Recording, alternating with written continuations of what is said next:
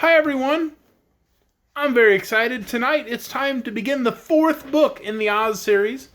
This one's called Dorothy and the Wizard in Oz. There are 14 books in total, and getting to number 4 means we've got 10 more after this. So how exciting is that, right? Tonight we're going to read chapter 1. This book has 20 chapters, so in 3 weeks we should be all done.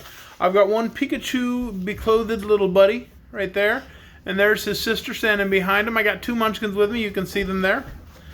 We are excited to start the 4th book. Annabelle's going to have to read a bunch of this to catch up when she gets back from her missions trip. And I am recording this early tonight because I get to go see Annabelle tonight. So that'll be fun. We're going to be rehearsing together something that we're going to do on Sunday. It's going to be fun. Anyway. Tonight is chapter 1 of Dorothy and the Wizard in Oz. It's called The Earthquake. Let's read together. The train from Frisco was very late. It should have arrived at Hugson's Siding at midnight, but it was already 5 o'clock and the gray dawn was breaking in the east when the little train slowly rumbled up to the open shed that served for the station house. As it came to a stop, the conductor called out in a loud voice, "Hugson's Siding!" At once, a little girl came from her seat and walked to the door of the car, carrying a wicker suitcase in one hand and a round birdcage covered up with newspapers in the other, while a parasol was tucked under her arm. The conductor helped her off the car, and then the engineer started his train again so that it puffed and groaned and moved slowly away up the track. The reason he was so late was because all through the night there were times when the solid earth shook and trembled under him, and the engineer was afraid that at any moment the rails might spread apart and an accident happen to his passengers. So he moved the cars slowly and with caution. The little girl stood still to watch until the train had disappeared around a curve. Then she turned to see where she was. The shed at Hugson's Siding was bare save for an old wooden bench and did not look very inviting. As she peered through the soft gray light, not a house of any sort was visible near the station, nor was any person in sight. But after a while, the child discovered a horse and buggy standing near a group of trees a short distance away. She walked toward it and found the horse tied to a tree and standing motionless, with its head hanging down almost to the ground. It was a big horse, tall and bony, with long legs and large knees and feet. She could count his ribs easily where they showed through the skin of his body, and his head was long and seemed altogether too big for him, as if it did not fit. His tail was short and scraggly, and his harness had been broken in many places and fastened together again with cords and bits of wire. The buggy seemed almost new, for it had a shiny top and side curtains. Getting around in front so that she could see inside, the girl saw a boy curled up on the seat, fast asleep. She set down the birdcage and poked the boy with her parasol. Presently he woke up, rose to a sitting position, and rubbed his eyes. "Hello," he said, seeing her. "Are you Dorothy Gale?" "Yes," she answered, looking gravely at his tousled hair and blinking gray eyes. "Have you come to take me to Hugson's ranch?" "Of course," he answered. "Train in?" "I couldn't be here if it wasn't," she said. He laughed at that, and then his laugh was merry and frank. Jumping out of the buggy, he put Dorothy's suitcase under the seat and her birdcage on the floor in front. "Canary birds?" he asked. "Oh, no, it's just Eureka, my kitten. I thought that was the best way to carry her." The boy nodded. "Eureka's a funny name for a cat," he remarked. "I named my kitten that because I found it," she explained. "Uncle Henry says Eureka means I have found it." "All right, hop in." She climbed into the buggy and he followed her. Then the boy picked up the reins, shook them, and said, "Get up!" The horse did not stir. Dorothy thought he wiggled one of his drooping ears, but that was all. "Get up!" called the boy again. The horse stood still. "Perhaps," said Dorothy, "if you untied him, he would go." The boy laughed cheerfully and jumped out. "Guess I'm half asleep yet," he said, untying the horse. "But Jim knows business all right, don't you, Jim?"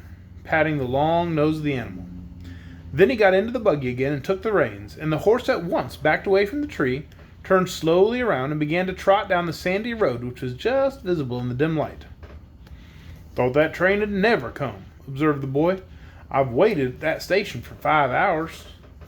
"Well, we had lots of earthquakes," said Dorothy. Didn't you feel the ground shake?" "Yes, we're used to such things here in California," he replied. "They don't scare us much."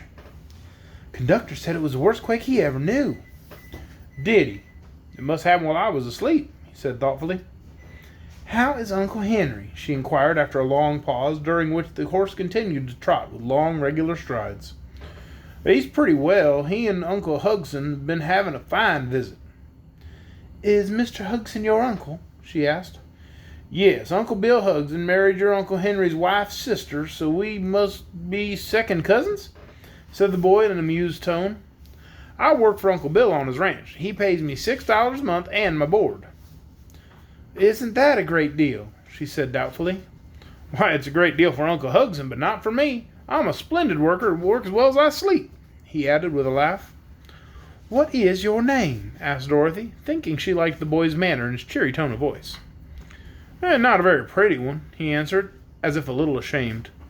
"My whole name is Zebediah, but folks just call me Zeb. You've been to Australia, haven't you?" "Yes, with Uncle Henry," she answered. "We got to San Francisco a week ago, and Uncle Henry went right on to Hugson's ranch for a visit, while I stayed a few days in the city with some friends we'd met." "Well, how long will you be with us?" he asked. "Only a day. Tomorrow Uncle Henry and I must start back to Kansas. We've been away for a long time, you know, and so we're anxious to get home again." The boy flicked the big bony horse with his whip and looked thoughtful. Then he started to say something to his little companion, but before he could speak, the buggy began to sway dangerously from side to side, and the earth seemed to rise up before them. Next minute there was a roar and a sharp crash, and at her side Dorothy saw the ground open in a wide crack and then come together again. "Goodness!" she cried, grasping the iron rail of the seat. "What was that?" "That's an awful big quake," replied Zeb, with a white face. "It almost got us that time, Dorothy." The horse had stopped short and stood firm as a rock. Zeb shook the reins and urged him to go, but Jim was stubborn. Then the boy cracked his whip and touched the animal's flanks with it, and after a low moan of protest, Jim stepped slowly along the road. Neither the boy nor the girl spoke again for some minutes. There was a breath of danger in the very air, and every few minutes the earth would shake violently. Jim's ears were standing erect upon his head, and every muscle of his big body was tense as he trotted toward home. He was not going very fast, but on his flanks specks of foam began to appear, and at times he would tremble like a leaf. The sky had grown darker again, and the wind made queer sobbing sounds that swept over the valley. Suddenly there was a rending, tearing sound, and the earth split into another great crack just beneath the spot where the horse was standing.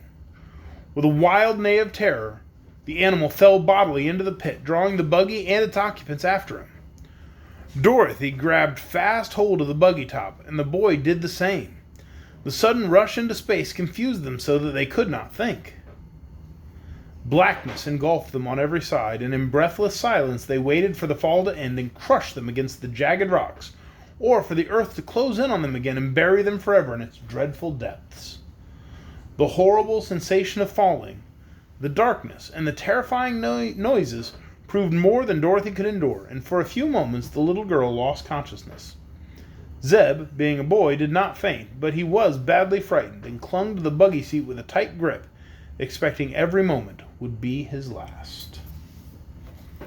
And that's just Chapter 1 of Dorothy and the Wizard in Oz. Dorothy and her new friend Zeb and their horse Jim and her cat Eureka have fallen into a hole in the earth caused by an earthquake. It's crazy stuff. I love it. We're going to keep reading tomorrow night with Chapter 2. Chapter 2 is called The Glass City. Let's see what happens. Good night, everyone.